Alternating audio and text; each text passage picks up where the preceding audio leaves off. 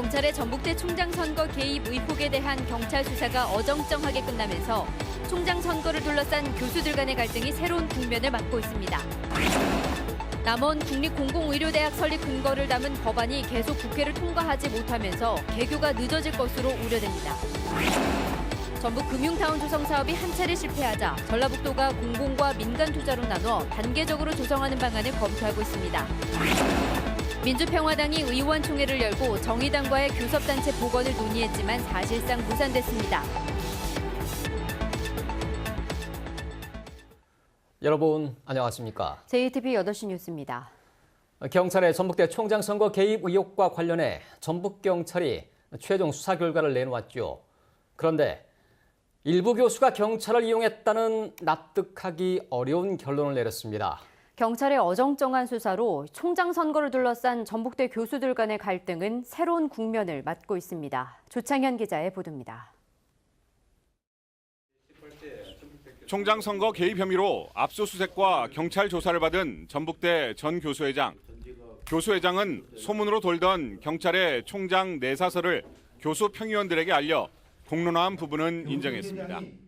하지만 선거 개입 의도는 없었다며 교수회장 역할론을 내세웠습니다. 이 사실이 어떻게 보면 총장 선거에서 사실은 중대한 변수가 될 수는 있죠. 근데 이거를 그러면 저는 교수회장으로서 이런 그 상황을 제 개인적인 그냥 그 정보를 알고 가만히 있어야 됐겠느냐 되묻고 싶습니다. 처음 경찰을 접촉해 총장의 비리 의혹을 제보한 교수는 불구속 기소 의견으로 검찰에 송치됐습니다. 그런데 검찰 수사를 앞둔 상황에서 입장 표명에 나서 수사 압박용이라는 의문이 제기됐습니다. 왜 그분이 그렇게 내려오게 된 과정이 어떤 과정이 있는지 뭐 배경이라 할까? 그런 부분은 제가 진짜 모르겠고요. 저 개인적으로 저는 거기에 관여된 바가 정말로 없기 때문에. 경찰이 교수에게 이용당했다는 납득할 수 없는 수사 결과에 대해서는 자신들도 이해할 수 없다는 반응입니다. 경찰이 왜 선거 때 와가지고 그렇게 했느냐, 저도 의문입니다. 그건 밝혀져야 될 사항이라고 저도 생각을 합니다. 경찰의 선거 개입 여부를 밝혀달라고 고발한 교수들은 앞뒤가 맞지 않는 꼬리 자르기식 수사 결과를 이해할 수 없다며 특단의 대책을 고려하고 있다고 밝혔습니다.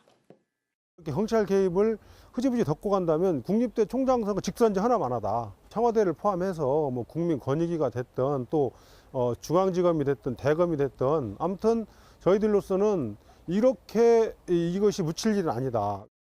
경찰의 부실 수사 논란 속에 선거 개입 의혹을 받아온 교수들이 나서 자신들의 억울함을 호소했지만 사태가 진정되기는커녕 더 큰 혼란에 불씨만 남긴 꼴이 됐습니다. JTBC 뉴스 조창현입니다. 서남대 폐교 이후 설립이 추진되고 있는 남원 국립공공의료대학은 2022년 개교를 목표로 하고 있습니다. 하지만 설립 근거를 담은 법안이 계속 국회를 통과하지 못하면서 개교가 늦어질 것으로 우려되고 있습니다. 송창용 기자가 보도합니다. 남원의료원 바로 옆 체육공원입니다. 국립공공의료대학이 들어설 곳입니다. 남원시는 이곳을 중심으로 한 대학 부지 6만 6천 제곱미터를 매입하기 위해 올해 63억 원을 마련했습니다. 감정평가사에 의한 감정평가 금액이 나오면 토지 소유자들을 대상으로 해서 보상 절차에 들어갈 예정입니다. 문제는 공공의료대학 설립 근거를 담은 법안이 국회를 통과하지 못하고 있다는 겁니다. 지난해 9월 법안이 발의됐지만 여야 대립과 의사협회의 반발 속에 지금까지 해당 상임위 문턱조차 넘지 못하고 있습니다. 법안이 통과돼야 정부에서 법인을 세우고 기본 계획과 실시 설계에 들어가 대학 설립을 본격적으로 추진할 수 있습니다.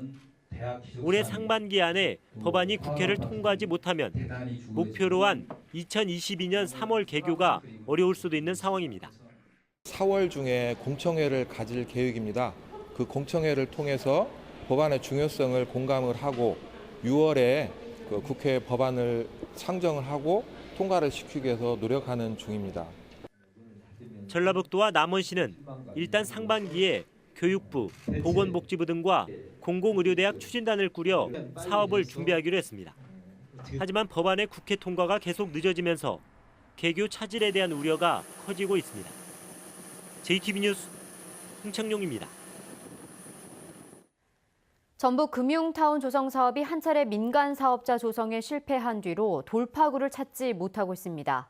전라북도가 공공과 민간 투자로 나눠 단계적으로 조성하는 방안을 검토하고 있습니다. 권대성 기자의 보도입니다. 혁신도시에 있는 3만 3천 제곱미터의 금융타운터입니다. 전라북도는 이곳에 금융기관들이 입주할 건물인 금융센터와 컨벤션센터, 호텔을 지을 계획입니다. 사업비는 2,500억 원가량. 지난 2월까지 민간 투자자를 공모했는데 투자자 선정에 실패했습니다. 전라북도는 이후 민간 투자자를 다시 공모할지 아니면 예산을 들여 직접 지을지를 저울질해왔지만 아직까지 결론을 내지 못하고 있습니다. 급기야 향토 금융기관의 역할론을 내세워 전북은행에까지 도움을 요청했는데 전북은행 측은 현실적으로 쉽지 않다는 입장을 보이고 있습니다.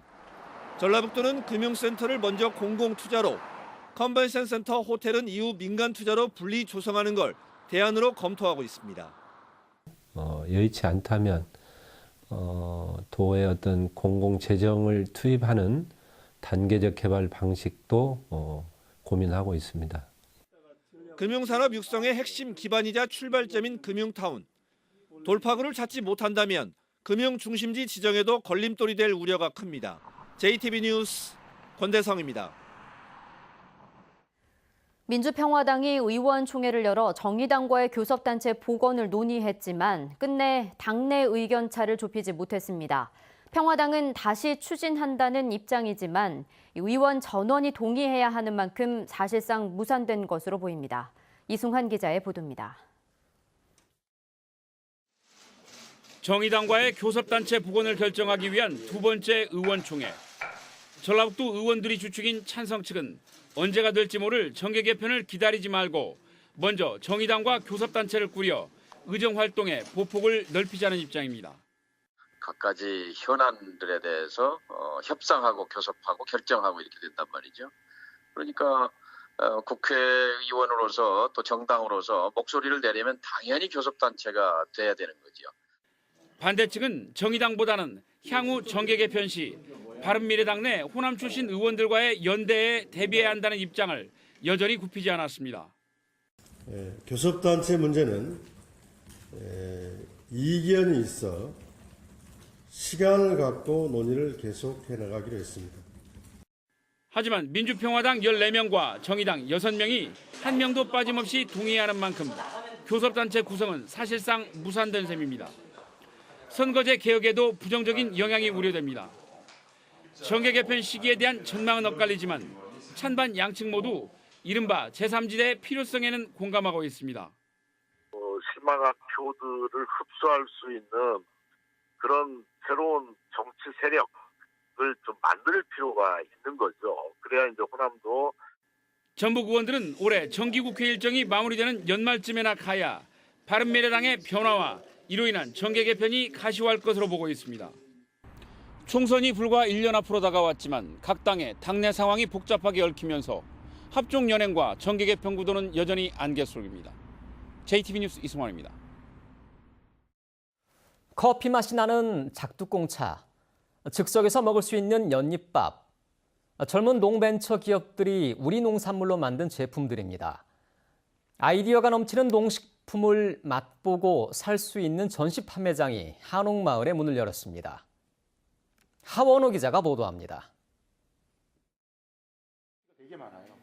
익산의 한 식품업체가 작두콩을 볶아 만든 음료입니다. 쌉싸름하면서도 구수한 커피 맛이 특징입니다. 임산부처럼 카페인을 피해야 하는 사람들에게 커피 대용품으로 인기가 많습니다. 작두콩이라고 해서 커피 맛이 나지 않을까 그런 생각을 했었는데 보통 커피처럼 구수하고 그냥 평소에도 즐기면서 마실 수 있을 것 같아요. 장수 사과로 만든 아이스크림, 전자레인지로 데워 먹을 수 있는 연잎밥, 스프레이로 뿌려 쓰는 소금물까지 우리 농산물을 활용해 만든 젊은 벤처기업의 제품들을 한자리에서 만날 수 있는 전시 판매장이 전주 한옥마을에 문을 열었습니다. 오프라인 공간을 통해서 직접 소비자들을 만나서 얘기를 듣고 그러한 얘기를 통해서 제품을 더 발전시키는 이러한 계기가 될 수 있을 것 같아서 전주 한옥마을은 외국인 관광객도 많이 찾는 곳이어서 우리 농식품의 해외 진출에도 도움이 될 것으로 기대하고 있습니다. 홍콩이라든가 베트남이라든가 중국이라든가 우리 한류의 붐이 있는 그런 해외로 진출시키는 그런 기회가 되지 않을까 이렇게 생각해서 좋은 상품을 만들고도 어떻게 알리고 팔아야 할지 막막했던 농벤처 기업들에게 든든한 교두보가 마련됐습니다. JTB 뉴스 하원호입니다. 김승환 전국 시도교육감 협의회장은 고교 무상교육과 관련해 올해 추경을 통해 시행을 하겠지만 앞으로의 예산은 정부가 모두 부담하는 게 맞다고 밝혔습니다. 김승환 회장은 당장 내년에 전북교육청이 고교 무상교육으로 떠안게 되는 돈이 650억 원이라며 무상교육 예산의 절반을 시도교육청에서 부담하라는 것은 누리과정 사태를 되풀이하는 것이 될 거라고 말했습니다. 전북교원단체 총연합회도 고교 무상교육 도입은 환영하지만 시도교육청의 부담을 덜기 위한 관련법 개정 등 세심한 배려와 협의가 필요하다고 밝혔습니다. 정읍과 전북 혁신도시 인천공항을 잇는 시외버스 운행이 중단돼 이용객의 불편이 예상됩니다. 전라도는 정읍 인천공항 노선은 고속버스 노선으로 인가 권한이 전라도 지사가 아닌 국토교통부 장관에게 있다는 지난달 28일 대법원의 판결에 따라서 시외버스 운행이 중단됐다고 밝혔습니다. 정읍 인천공항 노선은 전북의 한 시외버스 업체가 전라도의 인가를 받아 지난 2016년 11월부터 운영했습니다. 하지만 공항버스를 운행하는 대한관광 리무진은 이 노선이 사실상 고속노선이라며 2017년 6월에 사업 인가 무효 소송을 제기했고 1심과 2심, 대법원까지 대한관광 리무진에 손을 들어줬습니다. 백제 무왕의 부인인 선화공주의 묘로 추정되는 익산 쌍릉의 소왕릉에 대한 발굴 작업이 시작됐습니다. 지난해 대왕릉이 백제 무왕의 묘라고 특정할 만한 발굴 결과가 나온 뒤여서 기대가 커지고 있습니다. 김진형 기자입니다. 백제왕도 핵심 유적인 익산 쌍릉 가운데 하나인 소왕릉입니다. 소왕릉의 주인이 백제 무왕의 부인인 선화공주로 추정되고 있습니다. 발굴 작업이 순조롭게 진행되기를 기원하는 고유제를 시작으로 소왕릉에 대한 조사에 들어갔습니다. 이번 발굴은 1917년 일본인들에 의해 발굴이 이루어진 뒤로 102년 만입니다. 발굴 조사에 참여한 일본인들이 보고문과 실측도를 남겼지만 부실해 소왕릉의 성격을 파악하기에 부족한 상황입니다. 발굴 조사단은 일제강점기에 훼손된 소왕릉의 모습을 확인하고 축조 방법과 석실 규모, 내부 형태를 살피는 등 소왕릉의 성격을 규명하는 데 집중할 방침입니다. 묘의 주인이 선화공주라는 추정을 뒷받침할 만한 유물이 나오면 익산이 백제 왕도로서 입지가 확고해질 전망입니다.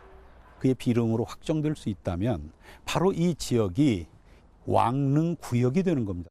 익산이 백제 수도라는 것을 증명할 수 있는 적극적 자료가 되겠죠. 지난해 대왕릉에서 수습한 인고를 분석한 결과 대왕릉의 주인이 무왕일 가능성이 한층 높아진 상황에서 2달 뒤에 나올 소왕릉 발굴 결과에 관심이 집중되고 있습니다. JTB 뉴스 김진영입니다. 옥정호 수변 도로 개설을 위한 정책 토론회가 국회에서 열렸습니다. 토론자들은 1965년 섬진강댐 준공 당시 수변도로가 개설되지 않아 교통이 두절된 주민들은 물론 관광객들이 큰 불편을 겪고 있다며 국가가 나서 수변도로를 개설해야 한다고 주장했습니다. 임실구는 옥정호 종합관광개발이 추진되면 관광객이 늘어 교통량이 급증할 것이라며 수변도로 개설에 국가 예산 지원을 요청했습니다. 아동복지시설의 공기청정기가 보급됩니다. 보건복지부는 전북 아동복지시설 57곳에 상반기까지 130대의 공기청정기를 구입해 설치해준다고 밝혔습니다. 공기청정기는 아동 7명당 1대꼴로 보급하고 보급 이후 주기적으로 유지관리도 해주기로 했습니다. 고창경찰서는 유독물질인 공업용 포르말린을 사용한 혐의로 뱀장어 양식장업주 63살 A씨 등 2명을 불구속 입건했습니다. 이들은 지난해 11월부터 최근까지 정읍 시내에서 15리터짜리 공업용 포르말린 10통을 구입해 이 가운데 8통을 수조 청소 등에 사용한 혐의를 받고 있습니다. 군산경찰서는 어젯밤 9시쯤 세아베스틸 특수강 제조 공장의 제품 검사대 위에서 검수 작업을 하던 59살 황모 씨가 6m 아래 바닥으로 떨어져 숨졌다고 밝혔습니다. 광주지방고용노동청 군산지청은 해당 공장에 대해 즉시 작업 중지 명령을 내리고 경찰과 함께 사고 현장을 조사하고 있습니다. 전주지법 제1형사부는 대마를 국내에 들여와 시중에 유통한 혐의로 기소된 주한미군 부사관 A씨에게 징역 1년 6개월에 집행유예 2년을, 공범인 B씨에게도 징역 1년에 집행유예 2년을 선고했습니다. 이들은 지난해 7월 대마 젤리 등 139만 원 상당의 대마류를 국내로 들여와 외국인 영어 강사 등에게 판매한 혐의로 기소됐습니다. 무주경찰서는 지인의 굴착기에 설탕을 부어 망가뜨린 혐의로 42살 이모 씨를 불구속 입건해 기소 의견으로 검찰에 송치했습니다. 이 씨는 지난 2월 무주군 무주읍의 한 주차장에 주차된 지인 51살 조모 씨의 굴착기 엔진에 설탕 1kg을 부어 고장낸 혐의를 받고 있습니다. 경찰 조사에서 이 씨는 평소 조 씨와 사이가 좋지 않아 술을 마신 뒤 홧김에 범행했다고 진술했습니다. 오늘 밤부터 내일 아침 사이 내륙 지역에는 짙은 안개가 끼겠습니다. 내일은 구름이 많겠습니다. 아침 최저 기온은 2도에서 5도로 오늘과 비슷하게 쌀쌀하겠습니다. 낮 최고 기온은 13도에서 16도로 오늘보다 5, 6도가량 높겠습니다. 미세먼지 농도는 보통 수준을 보이겠습니다. 주말부터 맑고 따뜻한 봄 날씨를 되찾겠고 일요일에는 한 차례 비가 오겠습니다.